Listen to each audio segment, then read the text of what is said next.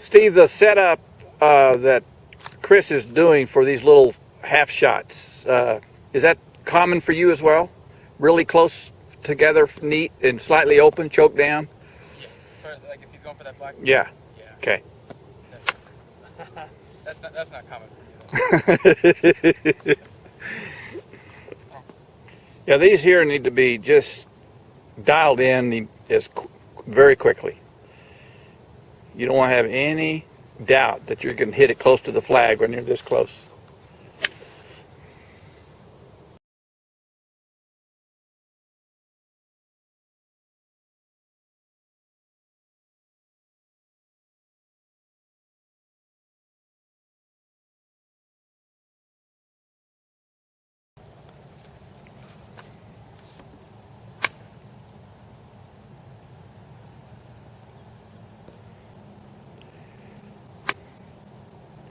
It's going to come in lower, so you'd have to anticipate a one hop check as opposed to hop up and check type deal.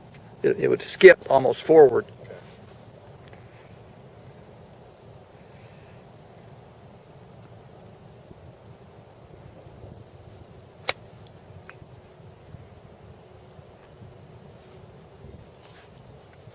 Now, does that pure attach a feel to the visual distance, or is there a third component of how you choose the length of swing? Those were feel. Okay. The first couple of the gauge to see how far. And I don't have a problem with that as long as it's accurate. Yeah, but I feel like the distance. I think it would be a mistake. It almost feels go halfway. That was for your. I don't think it's the information you need to have in your brain when you're on the course. But that left arm was about parallel. Okay. That's what I feel like I felt. Yeah. Thinking about it before. But you don't, and I don't want you to. I play so little, I can't trust my feel, so I have to use mechanics to get close. If I played more, I would convert that to feel.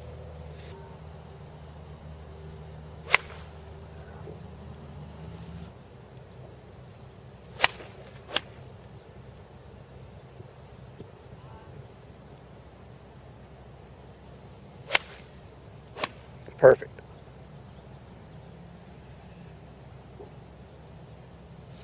Perfect. See, that's what I've been having trouble doing is just commanding that. Because I don't really like doing that because I hit left so long before I start seeing you that it still is a fear of mine. Now, And I'm so worried about just stuffing it, taking it hard. I know that I really work a lot, and it's common for me to teach draws. But that doesn't mean that if I had a student who had absolute command of a good controlled power fade, that I would try to suggest that there's something wrong with that. Right. So I certainly want you to have the ability to hit draws. That's what I want.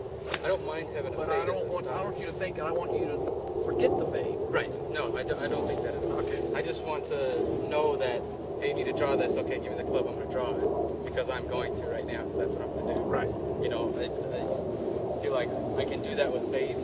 But the draw, I'm like, all right, there's a 50-50 chance this is going to draw or it's going to put. Usually I fade. Because there's certainly, usually an issue. I'm not sure what the percentage is, but it's 30 or 40% of the top players in the world fade the ball. Wow.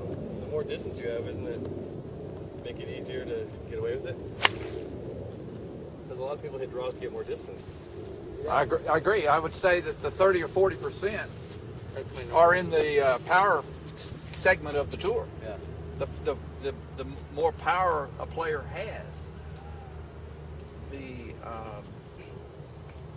the more common it is for them to hit fades. And I think a lot of it comes from the fact they would rather fade their drive, their big drive, as opposed to drawing their big drives, because they want it to settle quickly in the fairway. They tend to hit a little bit higher when it's a fade, and it doesn't hit fairways and then run through fairways. They can play dog legs and have a landing spot without that concerned about the ending spot.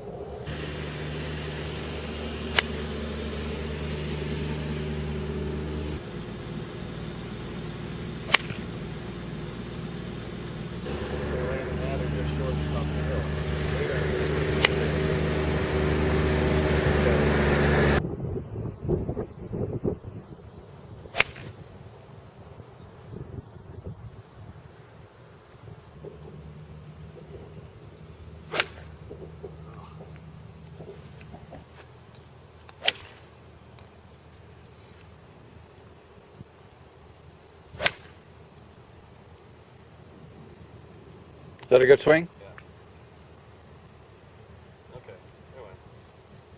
Okay. That's a good number. That's definitely probably 30, 35 yards further at least. It's a nice little baby draw, Steve. Thanks. Now, is that new? You used to hit only fades with this club? Oh yeah, the longer the club, the harder it became to draw it. Yeah. So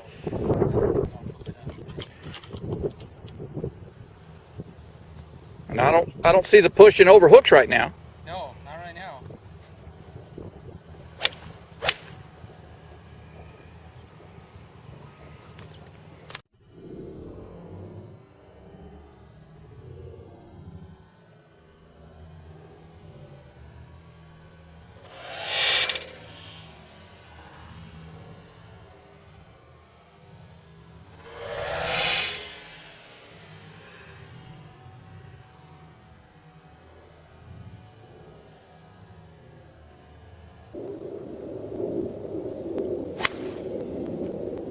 That'll hurt. Yeah, that was yesterday. I did that a lot.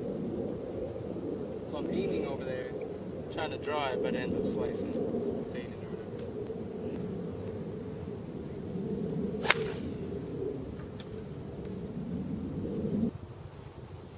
Amused me for a couple of swings. Hit that club a couple times.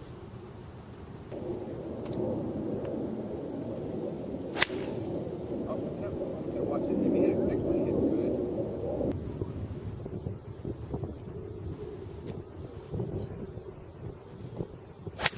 Yeah, it looks like next to that yellow strip.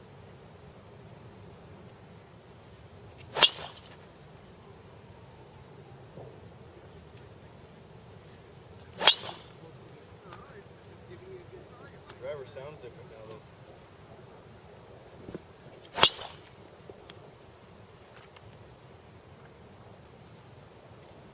See that?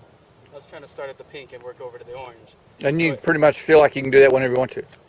But I can't. I may not be able to stress this enough. I hope I can. Start at the. We need to keep our eye on the prize. And that's what I mean by that. The only reason that I should have, and when I teach somebody, the only goal I should have for them is to shoot lower scores. And so I only change things to help change that score. They're all pros have the ability to hit both. They have their stock, comfortable, familiar shot. What we don't want to misunderstand is how often do they hit their stock swing versus the non-stock swing. There are some pros,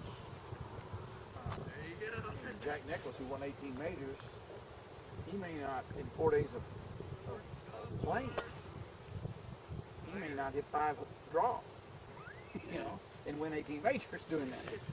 So, in terms of learning how to draw the ball, I'm not sure there's good evidence that any tour player, or that even tour players own both. They can do both. Right. They own one and they can do the other, but the percentage of success of when they do the other is not high enough to be called owning them. Right. So you would only choose the non-owned swing when the risk-reward worked. There is a period of time you work on your swing, and there's a period of time you learn how to play golf with the swing you have. So I want to see how deep can you take your score without too much work on swing changing. Right. Yeah, and I agree. I mean, I don't have the time or the money to come out and see every day. I wish I could, you know, and take it into the mid 60s because working every day and you're changing every little minute thing. But like you said, I need learning how to play golf with the swing you have, where you say, I'm going to put the work on the back burner. I'm going to put it to rest for a second. You'd be surprised without continuing to work on your swing, adjusting the swing. You can get to that scratch golfer level with the swing you have now, but you don't know that because you've never moved away from working on it. Yeah, that's. So you need to spend a little bit more time. How can I score with the swing I have? And that puts more. You're going to have to spend a lot more. I want you to own before you own that draw is get up and down around the green 60% of the time. 60% of the time, when you miss the green, you par the hole. And I want you to own that before you own a draw, own command. Because my irons like play closer now, I got to remember not to do that with my woods because then I don't hit the ball good at all.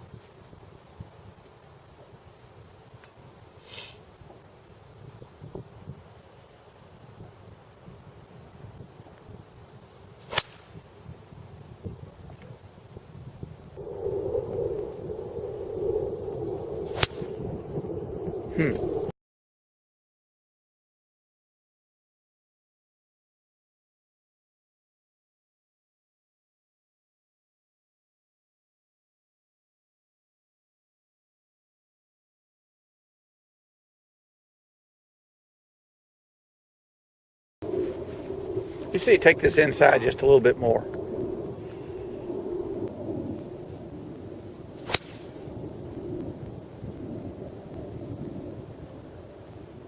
The face was better.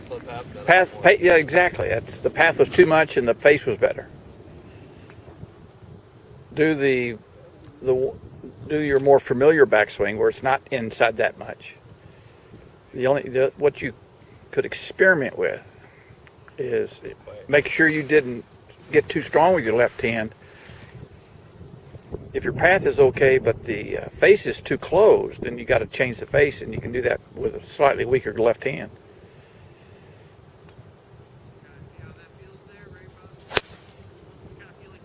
Is that slightly weaker? Barely. Or just quieter? Quieter.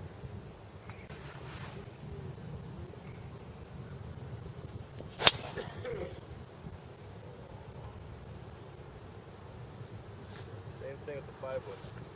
I feel like I get too quick this way and not so much extending through the ball.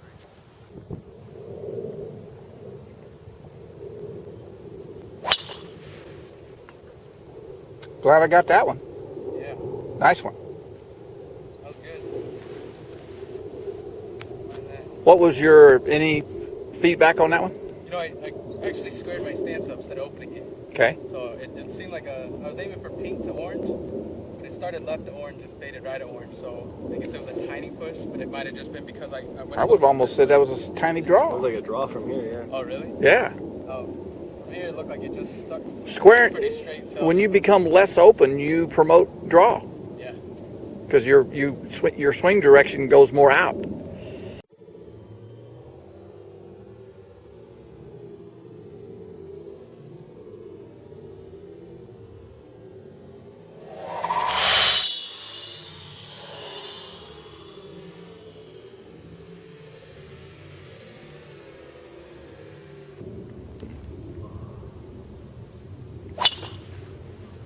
That's definitely a draw. Yeah, that one. That's the shot I was talking about, trying to. That's a definitely very playable shot. Right. If you and But that's the one I can't do on command. Is that one Yeah. right there? I would love to. But you just did it. now, are you hitting more of those? Is your 30% used to be a 10% or 0 and now it's 30? I didn't really try until I started seeing you. When you showed me, hey, if you come down a little here, my idea is that you're going to hit more draws. You said that on the video. So I said, okay, well, I'm going to apply that to the driver. So I'm going to come in like this, so at least it feels like with the driver, so I can come in like that. Let me ask you this, in terms of not just aesthetic, but just the feel. And if you could own one or the other, would you like to own that more than even if you lost the ownership of the Fade? No. Okay. Because I'm still afraid of that. Okay. I've All right. used That's a stand-up good for so long conversation that we had then. It's scarred me. So. Yeah. Well, Ben Hogan, he didn't dominate the tour with his draw. He dominated with his Fade. Right. That's. Okay, I've got his. Let me just get some. Let me get a face on with you.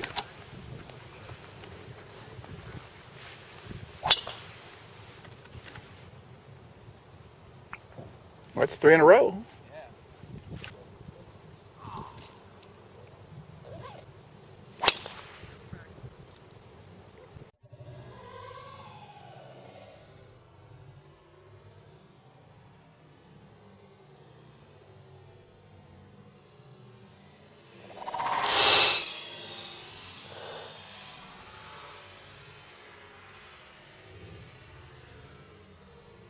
I want to get this on tape. Give me some feedback about. That's pretty much the grip it, rip it. Just set up and go and not think about anything. Don't think about anything. Okay. That was the best push draw I've hit. I feel like. Like achieving a good open face, inside out. Right. Ball position forward. What would you guess your attack angle was? Probably like close to 3, 2.8. Okay.